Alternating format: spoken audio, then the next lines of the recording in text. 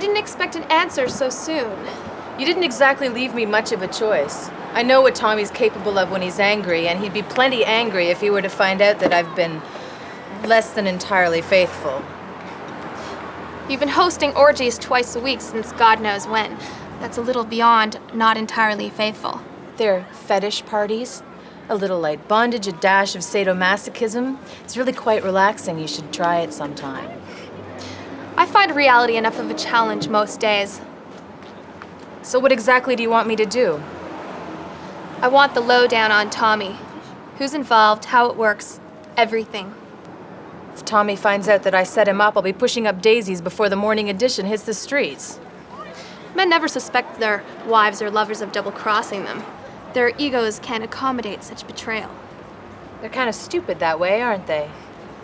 Added to the list. Okay. Where should I start?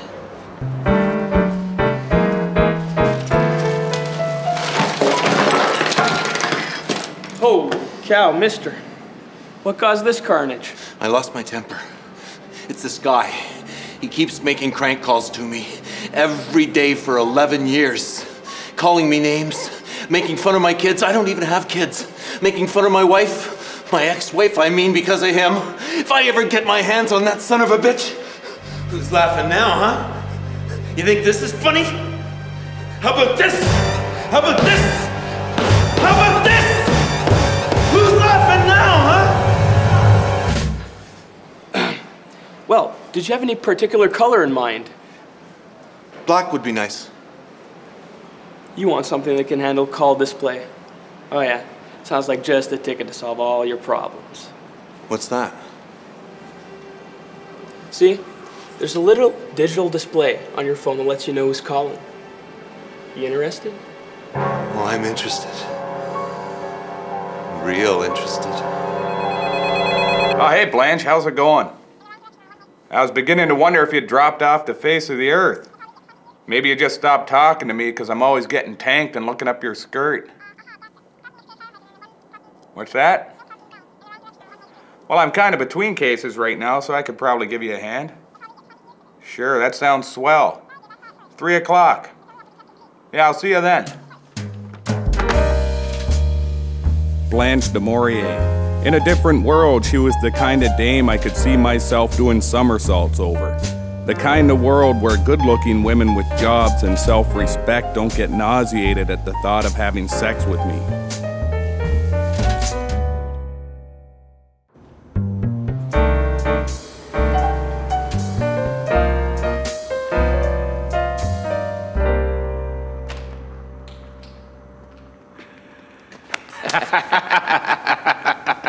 It's been too long, Jimmy.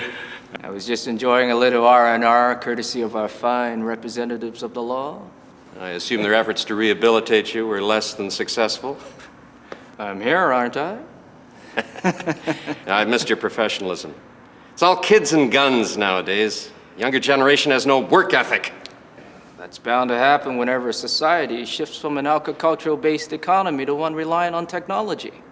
The necessity of manual labor, what's known as the do-it-yourselfism of the past, placed demands on all members of a family to maintain the well-being of the household. It instilled a respect for a job well done that's missing from the parameters of today's work world, where responsibility stops at the end of an 8-hour shift. I'll say. So, how much crack can you get me a week? Enough to fill this room.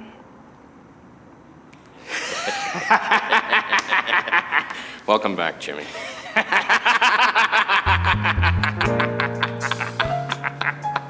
You want to go get a mochaccino latte and some strawberry swirl cheesecake? They come in decaf? They did in prison.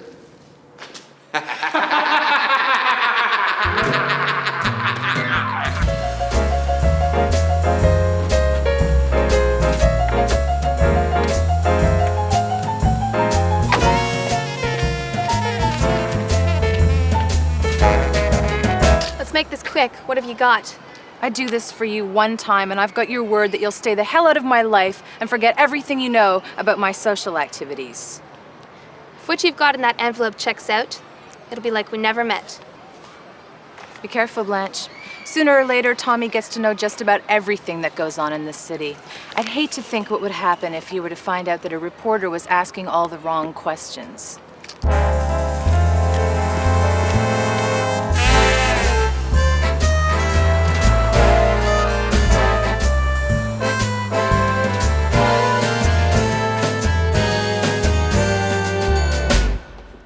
Good morning. Yeah, I'll bet it is, panty waist. Okay. Is there something I can do for you? Kind of greenbacks would a guy be looking at to lay his hands on that suit in the window? $2,000. Alterations are extra. Why don't you make smart and get it out of there, so old Butchie here can try it on?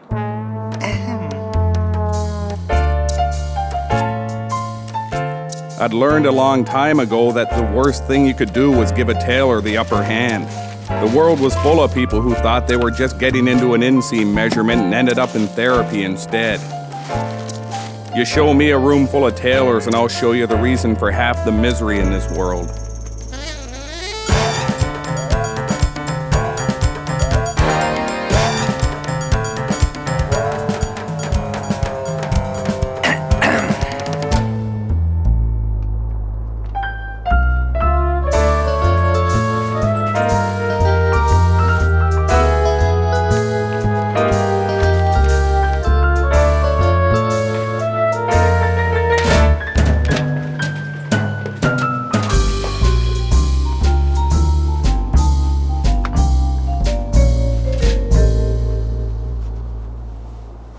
That looks real nice, prick.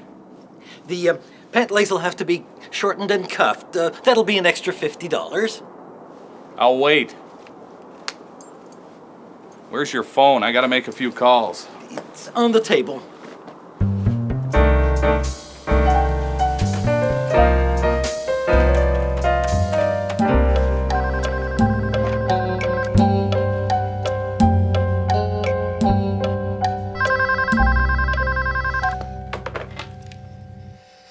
Hello?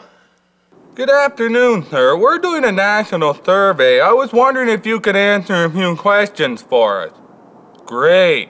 We'll start with some basic ones just to get the ball rolling. Perfect. How old are you, sir? Really? Well, I gotta tell you, you sound a lot younger on the phone. And what do you do for a living? Well, that sounds really interesting.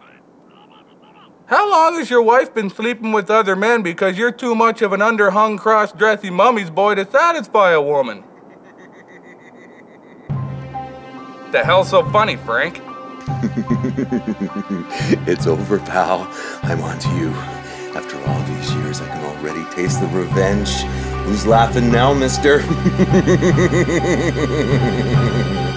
Look, pal, it's gonna take more than a genetic abnormality like you to throw a scare into old Butchie. Yeah, I'm shaking like a leaf, freak. Yeah, sure thing, prick. I'll be waiting right here for you.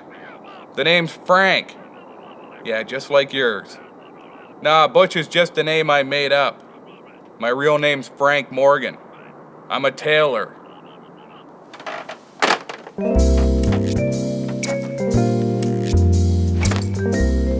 I'll wear 'em out, pal.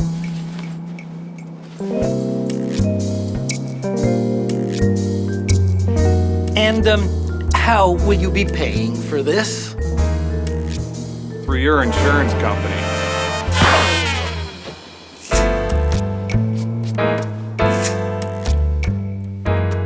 Yeah, it's real nice having Jimmy back in the fold. Ever tell you about the time Jimmy and I knocked over that bank down in Rio? We figured we could afford to spend 3 minutes in the bank and still have enough time to get away clean. So there we are, just over 2 minutes into it.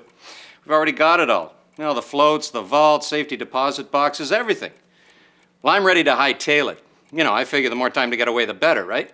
But Jimmy, he turns to me. He says, this is great. He says, well, we still got 45 seconds. You want to sit down with the manager and go over some investment strategies for all this money? Investment strategies? Oh, Jesus, I laughed. That's a great story. Yeah, I know you probably get tired of hearing it, but you're about the only person in the world I can trust to tell it to. I don't even tell Jimmy about the deals that don't affect him. You never know, right? He gets stung again, starts looking for a deal to better his time. I just figure the more protected I am, the less he knows. That's good thinking, Tommy. All right. I gotta go take care of some business. Thanks for the sex. And a little chat.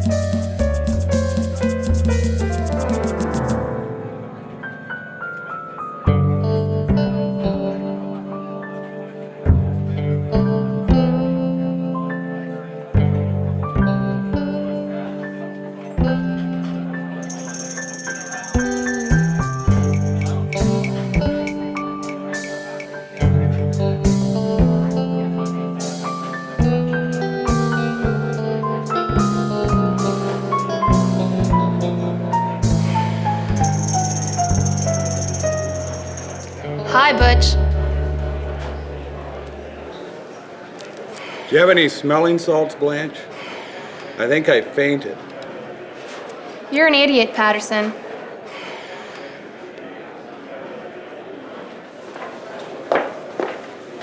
How you been, Butch? Just a second. Hey, skirt and blouse. Give me 21 shots of tequila. That's a lot of alcohol, Butch. Oh, it better be. So why'd you call this rendezvous? Maybe you just needed a little visual reminder of how good looking I am. I don't think so. Don't sweat it, baby. I'm a man, you're a woman, you got needs. I can probably help you out with them until you find someone good at it. I'm better than nothing, baby. That's one hell of a sales pitch, Butch, but this is about business. That's all it ever will be. Just put them on her tab, pal.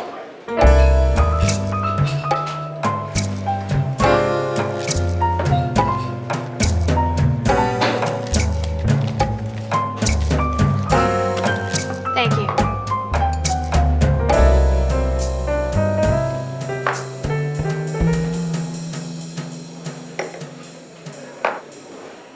You said you wanted my help. Yeah, I got some new information today. Is that a new suit? Yeah, I just stole it. The guy never saw it coming. Pretty sweet, huh? The suit or the fact that you stole it? Both. Maybe for you, but what about the guy you stole it from? He was a tailor. The son of a bitch had it coming. I keep forgetting how much you hate tailors. Well, hate don't begin to describe it, baby. The way they're always strutting around like they're the cock of the walk, acting all cool and fancy with their cloth measuring tape and scissors, looking at me like I'm some worthless piece of garbage. Always prancing around acting all highfalutin like they're the goddamn king of the country or something. Pointing at me and always laughing and pointing at my off-the-rack clothes, staring and pointing like I'm some goddamn malformed circus freak living in a cage. I swear to God, it's all I can do not to kill them all myself. You know what I mean? Sure. Have you stopped taking your medication again? Yeah, I don't think that stuff was helping me. Maybe you should have another drink.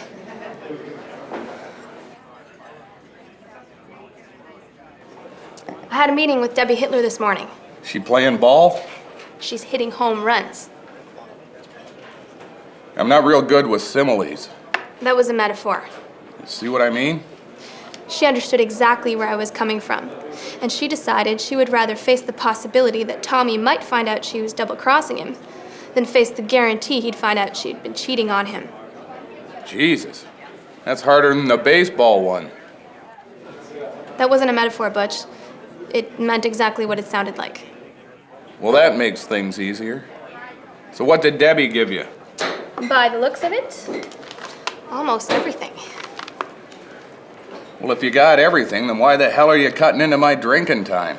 Well, you know what they say. A picture's worth 1,000 words. Simile. Because I want to catch Tommy in the act. If all I have is Debbie's word for things, well, then any decent lawyer will be able to pick apart my story and leave Tommy smelling like a rose. Caught in the act of what? Does the name Jimmy McMurray ring a bell? That was that guy from My Three Sons. I knew that son of a bitch was crooked. That was Fred McMurray. Jimmy was the guy who got arrested a couple of years back when the plane he was using to ship drugs into the country blew an engine and crash-landed in the city. I remember that. Right in the middle of the garment district. God, I laughed all them tailors getting hurt. Hey, you remember the bender I went on celebrating? Oh, I remember. I bailed you out of jail 9 times in 3 weeks. Cost me over $1,000. I thought Jimmy was still in jail. Paroled 3 weeks ago. Didn't take him long to get back into the swing of things either. Him and Tommy are right back at it. And I want pictures of their little reunion party. Where do you see me fitting in? The drugs are being shipped in tonight. Tommy's picking them up at a vacant warehouse down by the waterfront. I need some backup while I get the pictures. Old Tommy, he ain't gonna cotton much to the idea of you and me sniffing around his business. There's $50 in it for you. What time you gonna pick me up? 9 o'clock, out front of your office. That'll give us plenty of time to go over our plan. Oh, and Patterson, try and stay sober. Like I got a choice.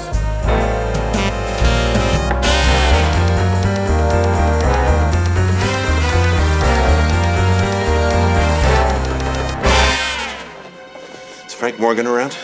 You're looking at him, pal.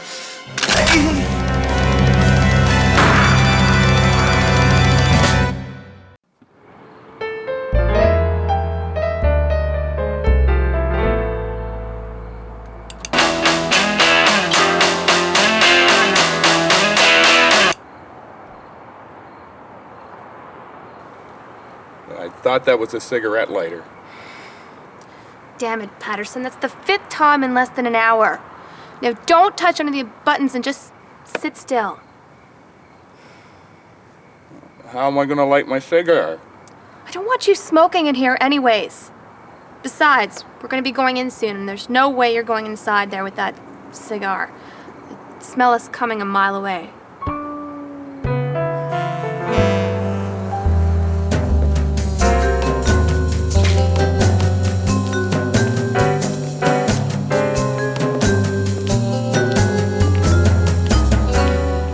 Nice to see you again, Jimmy. What have we here? Just like I told you. All cut and ready for the street. This is grade A stuff, Tommy. I take it you verified that yourself? Not anymore. I had 2 heart attacks in prison. Almost killed me getting off the stuff. My doc said 1 more relapse and I'm looking at checking out for good. You're okay now, though, right? Yeah. I just gotta take it easy. Stay away from all my old bad habits. No sudden shocks or excitement. But my connection assures me this is all top of the line. And he's a man who places a lot of stock in his reputation. Excellent. There is one more thing you could do for me. Are you still involved in your second profession? For certain people, my services are an option. I consider you among those people. This is the address of a vacant building down by the waterfront. There'll be a car there, with a man and a woman inside. Make sure they don't go home to bed tonight. There's an extra 10 grand in this briefcase for your efforts. What if I said no? I would have killed you, kept the money and drugs, and done it myself. Remind me to steal a watch that works. It's just past midnight. I think Debbie's played us for a couple of rubes. You know, I never would have figured Hitler would lie. Why don't we just call it a night and go make last call somewhere? Old Butch, could stand to throw a few stiff ones down his throat. I'm not ready to pack it in just yet. Let's give it another hour or so, just to make sure. Well, it's your $100, Blanche. But just between you and me, I think someone's been pulling the wool over your eyes. Like that time I followed that guy into the washroom down at the train station. You know, 'cause he had all that candy. I just pray to God what happened to me never happens to you. Still trying to get over that, you know. Well, it's only been a couple of weeks. Give it some time. Just wish I didn't like candy so much, you know?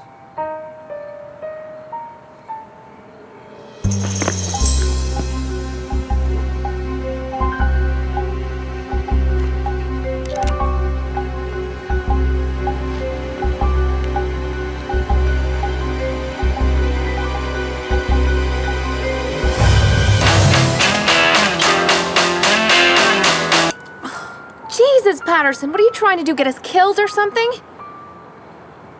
Keep your pants on, Blanche. Unless you're inclined otherwise. Nobody's dying here tonight. Not with old Butch on the shift.